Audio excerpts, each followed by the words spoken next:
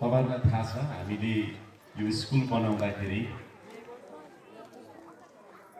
Desk बेन्चको लागि सिस्नेरीको जङ्गलबाट काठ ल्याएर अनि डेस्क बेन्च बनेको विद्यार्थी शिक्षक अभिभावक सबै मिलेर त्यो बिल्डिङ बनाउनलाई नागदहबाट तल कोशीको तीरबाट बालुवा बोकेर ल्याएको, चरीकोटबाट रडहरू बोकेर ल्याएको, सिमेन्टहरू बोकेर ल्याएको, यति धेरै दुःख र मेहनतले यो विद्यालय बनाएको र त्यसमा हाम्रा पूर्वजहरू, हाम्रा संस्थापकहरू, हाम्रा पहिलाका प्रधानाध्यापकज्यूहरू, व्यवस्थापन समितिका अध्यक्षज्यूहरू, संस्थापकहरू, अभिभावकहरू, उहाँहरूको ठुलो हात छ।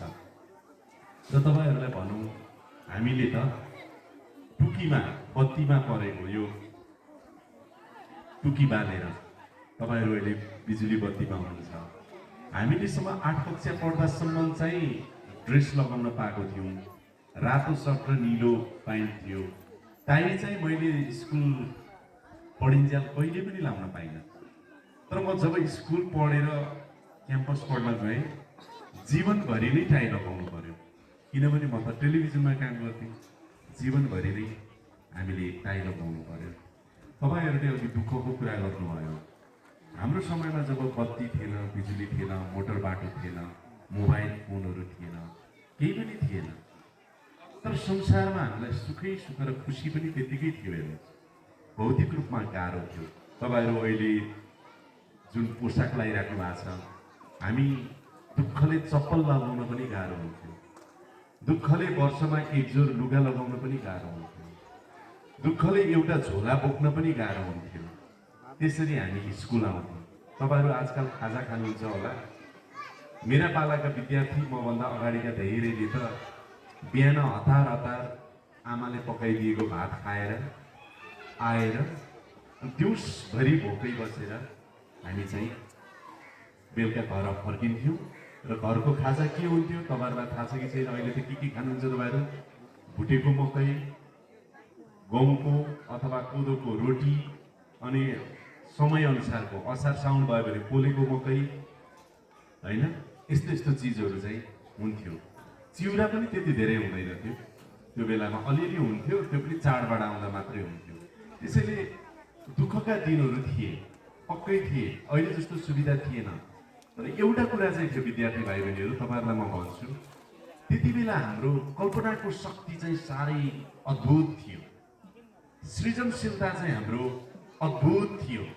हामी यति धेरै कल्पनाशील थियौँ। हेर्नुहोस्, यति धेरै कल्पनाशील थियौँ, यति धेरै सृजनशील हाम्रा बेलाका साथीहरू थियौँ, जसले गर्दा मलाई आज तपाईहरुले एउटा मन्त्रीको रूपमा यहाँ देख्नुभयो। तर मसँगैका कयौँ साथीहरू अहिले राष्ट्रिय अनि अन्तर्राष्ट्रिय अनि यही जिल्लामै पनि र स्थानीय तवरमा पनि हामी योगदान गरिरहेका छौँ।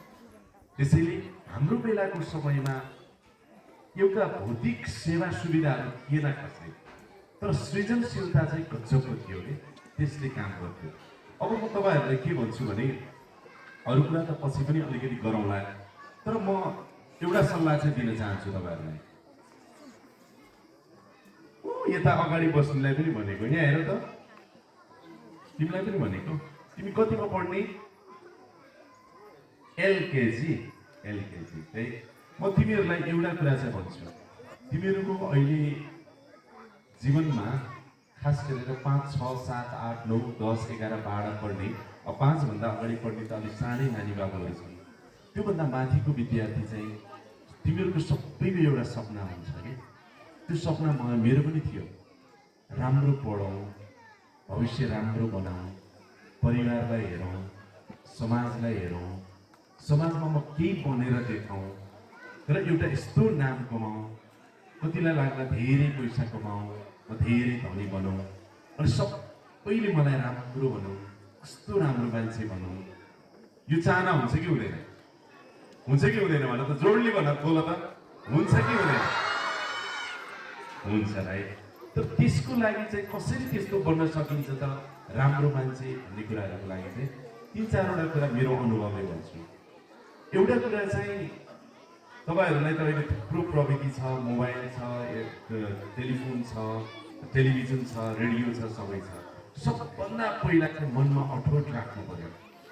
मनमा अठोट राख्नु पर्यो र म यो गर्छु भन्ने हिम्मत राख्नु पर्यो, मेहनत गर्नु पर्यो, त्यही रूपमा लगात दिएर काम गर्नु पर्यो। बिचबिचमा धेरै असफलता आउँछन्, हेर्नुहोस्, यति धेरै असफलताहरू आउँछन्। त्यो असफलताबाट डराउनु भएन, कहिले पनि डराउनु भएन। असफलता जब तपाईँको अगाडि आउने बित्तिकै तपाईँ सोच्नुहोस् तपाईँको लागि अब त्यो दुःखको दिन त्यति बेला आयो। मान्छेको जीवनमा त दुःख पनि हुन्छ र सुख पनि हुन्छ, होइन त? हुन्छ कि हुँदैन? दुःख पनि हुन्छ, सुख पनि हुन्छ भनेपछि जब मान्छे दुःख पर्दा आत्तिन्छ त्यो मान्छेले जीवनमा केही पनि गर्न सक्दैन। तर जब मान्छेलाई दुःख पर्दा ओहो मान्छेको जीवनमा दुःख पनि आउँछ भन्थे, मलाई आएछ दुःख, अब यसलाई मैले सामना गर्नुपर्छ यो दुःखलाई भन्यो भने त्यहाँबाट अघि बढ्ने बाटो तय हुन्छ। तपाईँले गौरी शङ्करको फेदीमा रहेको तामाकोसीबाट बग्दै गरेको ढुङ्गा बग्दै बग्दै बग्दै बग्दै ठक्कर खाँदै खाँदै खाँदै आएर नागदहसम्म आइपुग्दा मात्रै त्यो लोहोरो बन्छ कि कस्तो चम्किलो हुन्छ भन्नुहोस् त, लोहोरो कति राम्रो देख्छ। त्यसैले हामीले दुःखमा आत्तिनु हुँदैन। र तपाईँलाई कयौँ कुराहरू दिक्क लाग्छ। अहिलेको तपाईँहरूको उमेर कस्तो छ भने साथीभाइसँग घुम्न पाउने, रमाइलो गर्ने, यस्ता कुराहरूमा मन जान थाल्छ। यस्ता कुराहरूमा पनि केही कन्ट्रोल गर्दै आफूले आफ्नो लागि समय निकालेर मेहनत गर्नु पर्यो र राम्रो मान्छे बन्न पछि सकिन्छ। राम्रो मान्छे मलाई सोध्नुहुन्छ भने त अधिकांश म अभिभावकहरूलाई पनि भन्न चाहन्छु, धेरै राम्रो मान्छेहरू गाउँमै जन्मिन्छन्। सहरका मान्छे नराम्रा होइनन्, तर गाउँका मान्छेले धेरै बढी दुःख पाएका हुन्छन्। जसले बढी दुःख पाएर हन्डर दुःख कष्ट खान्छ त्यो मान्छे ढुङ्गा जस्तै चट्टान जस्तै बन्छ। चट्टान जस्तै बन्ने मान्छेले संसारको जहाँ पनि प्रतिस्पर्धा गर्न सक्छ। त्यो सम्भावना तपाईँहरूसँग छ। त्यसकारणले म अहिले अघि जति भाइ बहिनीहरूले यहाँ मलाई प्रश्न सोध्नुभयो म छक्क परेँ। म 2055-56 सालमा तपाईँहरूलाई म भनौँ, मलाई यहाँ गुरुहरू हुनुहुन्छ, मलाई बोल्न सिकाउने टङ्क निरौला सर हुनुहुन्थ्यो, प्रकाश गुरु अहिले पनि हुनुहुन्छ, गीत सङ्गीत सिकाउने मोहन सर अहिले पनि हुनुहुन्छ, हाम्रो कालिका मिस हुनुहुन्थ्यो, अरू सर हुनुहुन्थ्यो। यस्ता कयौँ कुराहरूमा सिकाउने गुरुहरू हुनुहुन्थ्यो। मैले जीवनमा यो स्कुलमा मात्र होइन जिल्लाभरि र म कलेज गइसकेपछि नै मैले मेडल नजितिकन फर्केको मलाई थाहा छैन। तपाईँहरूलाई यो कुरा भनौँ, स्पिच कम्पिटिसनमा, डिबेट कम्पिटिसनमा, क्विज कम्पिटिसनमा, सिङ्गिङ कम्पिटिसनमा अलिअलि म नाच्थेँ भने, नाच्न चाहिँ धेरै बढी आउँदैन थियो, अलिअलि नाच्थेँ। त्यस कारणले गर्दा तपाईँसँग भएको अहिलेको क्षमता जे छ, बोल्ने कलाहरू जे छ, यस्ता कुराहरू कायम राख्दै गयो भने भविष्य बन्छ, म त्यो देख्छु। र अब अरू धेरै लामो कुरा त गरिनँ, पछि फेरि तपाईँहरूसँग कुरा गरौँला। अरू एक दुईवटा प्रश्नको चाहिँ छोटो छोटो जवाब दिन्छु।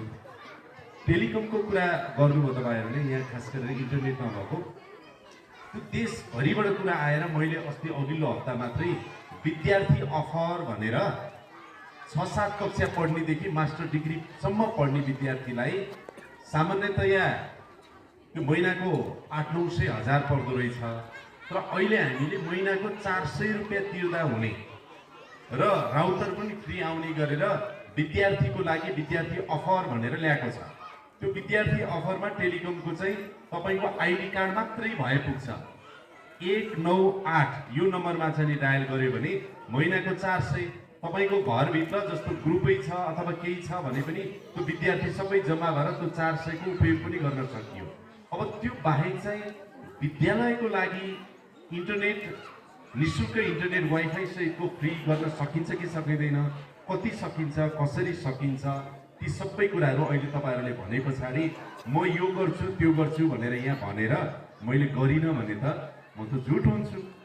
त्यसकारण मैले चाहिँ नि काठमाडौँ जान्छु, तपाईँहरूको कुरा, तपाईँहरू लगायत यो विभिन्न अरू स्कुलको पनि के छ, विद्यार्थीको के छ त्यो पनि म हेर्छु।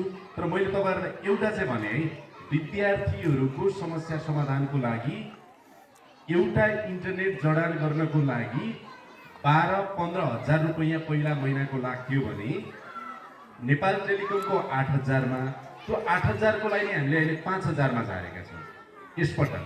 त्यो खास अलिक कलेज पढ्ने विद्यार्थीहरूलाई टार्गेट गरेर ल्याएको हो। तर त्यसले पनि पुगेन, अझै केही बढी गर्नुपर्ने रहेछ भने त्यसमा म सोचौँला। अर्को एउटा बहिनीले भन्दै हुनुहुन्थ्यो एआईको कुरा। एआईमा हामीले धेरै गर्न सक्छौँ र तपाईँलाई भनौँ म मन्त्री भएर आएपछि मैले एआई काउन्सिल भन्ने हुन्छ त्यो बनाएको छु र अर्को कुरा चाहिँ हामीले के बनाएका छौँ भने अहिले एआई सेन्टर भनेर नेपालमा पहिलो पटक अब चाहिँ आर्टिफिसियल इन्टेलिजेन्सको चाहिँ नि त्यो प्रविधिलाई त्यो एआईलाई हामीले चाहिँ आत्मसात गर्नुपर्छ भनेर त्यो सेन्टर पनि अहिले बनाएका छौँ। अब त्यतातिर हामी बिस्तारै जानुपर्छ र अब अन्तिममा म भन्छु तपाईँलाई अरू पछि पनि कुरा गरौँला।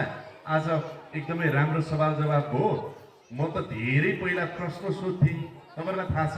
तपाईँहरूले मलाई टिभीमा देखाएको छ कि छैन? देखाएको थियो अनि फेसबुकतिर पनि मलाई देखाएको थियो हो। अनि मैले प्रश्न सोधिरहेको पनि देखाएको थियो है। आज तपाईँहरूले मलाई प्रश्न सोध्नुभयो, हेर्नुहोस् त। यसरी मैले त तपाईँहरू 6, 7, 8, 9 कक्षा पढ्दा जिन्दगीमा कुनै पनि मन्त्रीलाई प्रश्न सोध्ने हिम्मत पनि गरेको थिइनँ, अवसर पनि पाएको थिइनँ। आज त तपाईँले तपाईँकै विद्यालयमा पढेको तपाईँहरूको अग्रज, अब दाई अङ्कल भनौँ न होइन, जगदीशलाई जो आफ्नै विद्यालयमा पढेको अनि जो मन्त्री छ त्यसलाई नै तपाईँहरूले प्रश्न सोध्नुभयो र मैले आज जवाब दिएँ होइन। त्यसैले आज एकदमै खुसी लाग्यो मलाई यो कुराहरूमा। म खास तपाईँहरूको यहाँ आएको कारण पनि के हो भने विद्यार्थी भाइ बहिनीहरूसँग अलिकति भए पनि कुरा गरौँ, अलिकति इन्टरेक्सन गरौँ भनेर र आज तपाईँहरूसँग यो यसरी छलफल गर्न पाउँदा मलाई एकदमै खुसी लागेको छ। म I wish you all the best. तपाईँहरू सबैलाई शुभकामना छ। भोलिको दिनमा म के देखिरहेको छु थाहा छ? एउटा कुरा भनौँ अन्तिममा, म तपाईँहरूमा एकचोटि ताली बजाउनुहोस् ल। म तपाईँहरूमा के देखिरहेको छु भने भोलिको नेपालको प्रधानमन्त्री देखिरहेको छु, भोलिको नेपालको राष्ट्रपति देखिरहेको छु, भोलिको नेपालको मिडिया पर्सन देखिरहेको छु, वकिल देखिरहेको छु, डक्टर देखिरहेको छु, इन्जिनियर देखिरहेको छु, टिचर देखिरहेको छु, नर्स देखिरहेको छु, एयर होस्टेज देखिरहेको छु, पाइलट देखिरहेको छु। त्यसैले यो बाटोमा तपाईँहरू लाग्नु होला।